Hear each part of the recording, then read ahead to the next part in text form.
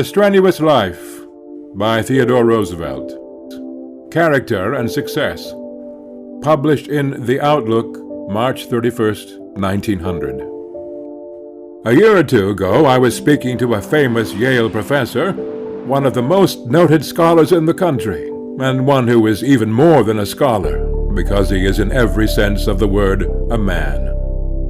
We had been discussing the Yale-Harvard football teams, and he remarked of a certain player, "I told them not to take him, for he was slack in his studies, and my experience is that, as a rule, the man who is slack in his studies will be slack in his football work. It is character that counts in both. Bodily vigor is good, and vigor of intellect is even better, but far above both is character." It is true, of course, that a genius may, on certain lines, do more than a brave and manly fellow who is not a genius. And so, in sports, vast physical strength may overcome weakness, even though the puny body may have in it the heart of a lion. But, in the long run, in the great battle of life, no brilliancy of intellect, no perfection of bodily development, will count when weighed in the balance against that assemblage of virtues, active and passive, of moral qualities, which we group together under the name of character. And if between any two contestants, even in college sport or in college work, the difference in character on the right side is as great as the difference of intellect or strength the other way, it is the character side that will win. Of course, that does not mean that either intellect or bodily vigor can safely be neglected. On the contrary, it means that both should be developed, and that not the least of the benefits of developing both comes from the indirect effect which this development itself has upon the character. In very rude and ignorant communities, all schooling is more or less looked down upon. But there are now very few places indeed in the United States where elementary schooling is not considered a necessity. There are any number of men, however, priding themselves upon being hard-headed and practical, who sneer at book learning and at every form of higher education, under the impression that the additional mental culture is at best useless and is ordinarily harmful in practical life. Not long ago, two of the wealthiest men in the United States publicly committed themselves to the proposition that to go to college was a positive disadvantage for a young man who strove for success. Now, of course, the very most successful men we have ever had, men like Lincoln, had no chance to go to college, but did have some indomitable tenacity and such keen appreciation of the value of wisdom that they set to work and learned for themselves far more than they could have been taught in any academy. On the other hand, boys of weak fiber, who go to high school or college instead of going to work after getting through the primary schools, may be seriously damaged instead of benefited. But as a rule, if the boy has in him the right stuff, it is a great advantage to him should his circumstances be so fortunate as to enable him to get the years of additional mental training. The trouble with the two rich men whose views are above quoted was that, owing largely perhaps to their own defects in early training, they did not know what success really was. Their speeches merely betrayed their own limitations, and did not furnish any argument against education. Success must always include, as its first element, earning a competence for the support of the man himself, and for the bringing up of those dependent upon him. In the vast majority of cases, it ought to include financially rather more than this. But the acquisition of wealth is not in the least the only test of success, and after a certain amount of wealth has been accumulated, the accumulation of more is of very little consequence indeed from the standpoint of success, as success should be understood both by the community and the individual. Wealthy men who use their wealth aright are a great power for good in the community, and help to upbuild that material national prosperity which must underlie national greatness. But if this were the only kind of success, the nation would be indeed poorly off.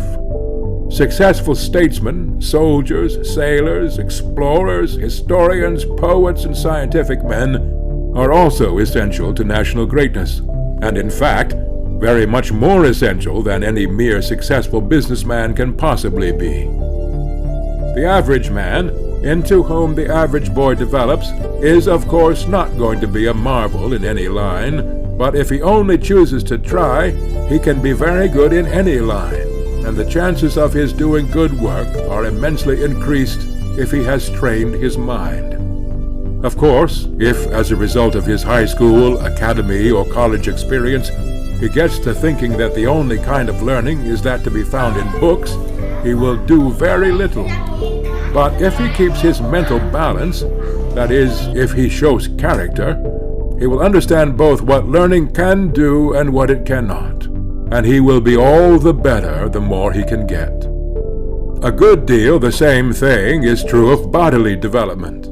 Exactly as one kind of man sneers at college work because he does not think it bears any immediate fruit in money-getting, so another type of man sneers at college sports because he does not see their immediate effect for good in practical life. Of course, if they are carried to an excessive degree, they are altogether bad. It is a good thing for a boy to have captained his school or college 11, but it is a very bad thing if 20 years afterward all that can be said of him is that he has continued to take an interest in football, baseball, or boxing, and has with him the memory that he was once captain. A very acute observer has pointed out that, not impossibly, excessive devotion to sports and games has proved a serious detriment in the British Army, by leading the officers and even the men to neglect the hard, practical work of their profession for the sake of racing, football, baseball, polo, and tennis, until they received a very rude awakening at the hands of the Boers. Of course, this means merely that any healthy pursuit can be abused. The student in a college who crams in order to stand at the head of his class and neglects his health and stunts his development by working for high marks may do himself much damage, but all that he proves is that the abuse of study is wrong. The fact remains that the study itself is essential. So it is with vigorous pastimes. If rowing or football or baseball is treated as the end of life by any considerable section of a community, then that community shows itself to be in an unhealthy condition. If treated as it should be, that is, as good healthy play, it is of great benefit not only to the body, but in its effect upon character. To study hard implies character in the student, and to work hard at a sport which entails severe physical exertion and steady training also implies character. All kinds of qualities go to make up character, for emphatically the term should include the positive no less than the negative virtues. If we say of a boy or a man, he is of good character, we mean that he does not do a great many things that are wrong. And we also mean that he does do a great many things which imply much effort of will and readiness to face what is disagreeable. He must not steal, he must not be intemperate, he must not be vicious in any way, he must not be mean or brutal, he must not bully the weak. In fact, he must refrain from whatever is evil. But besides refraining from evil, he must do good. He must be brave and energetic. He must be resolute and persevering. The Bible always inculcates the need of the positive no less than the negative virtues, although certain people who profess to teach Christianity are apt to dwell wholly on the negative. We are bidden not merely to be harmless as doves, but also wise as serpents. It is very much easier to carry out the former part of the order than the latter, while on the other hand, it is of much more importance for the good of mankind that our goodness should be accompanied by wisdom than that we should merely be harmless. If with the serpent wisdom we unite the serpent guile, terrible will be the damage we do. And if, with the best of intentions, we can only manage to deserve the epithet of harmless, it is hardly worth while to have lived in the world at all. Perhaps there is no more important component of character than steadfast resolution. The boy who is going to make a great man, or is going to count in any way in afterlife, must make up his mind not merely to overcome 1,000 obstacles, but to win in spite of 1,000 repulses or defeats. He may be able to wrest success along the lines on which he originally started. He may have to try something entirely new. On the one hand, he must not be volatile and irresolute, and on the other hand, he must not fear to try a new line because he has failed in another. Grant did well as a boy and well as a young man. Then came a period of trouble and failure, and then the Civil War and his opportunity, and he grasped it, and rose until his name is among the greatest in our history.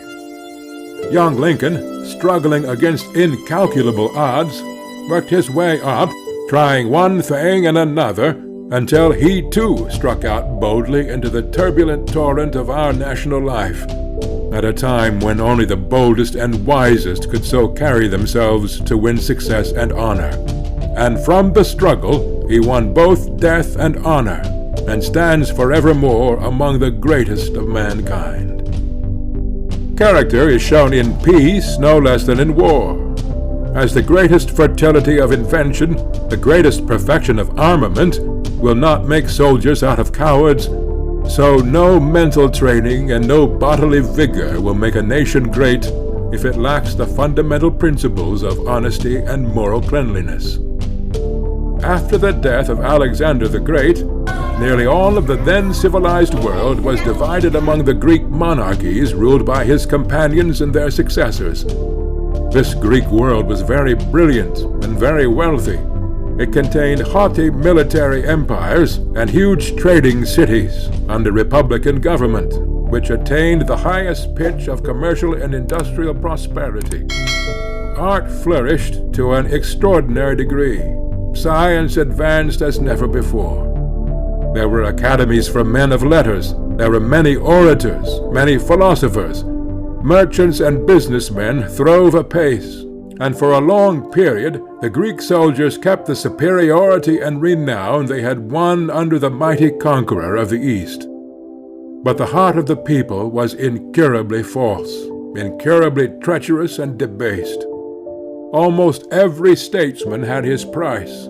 Almost every soldier was a mercenary, who, for a sufficient inducement, would betray any cause.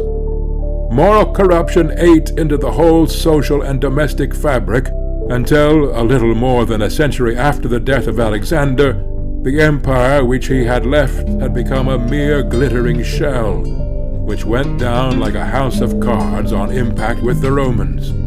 For the Romans, with all their faults, were then a thoroughly manly race, a race of strong, virile character. Alike for the nation and the individual, the one indispensable requisite is character. Character that does and dares as well as endures. Character that is active in the performance of virtue no less than firm in the refusal to do aught that is vicious or degraded.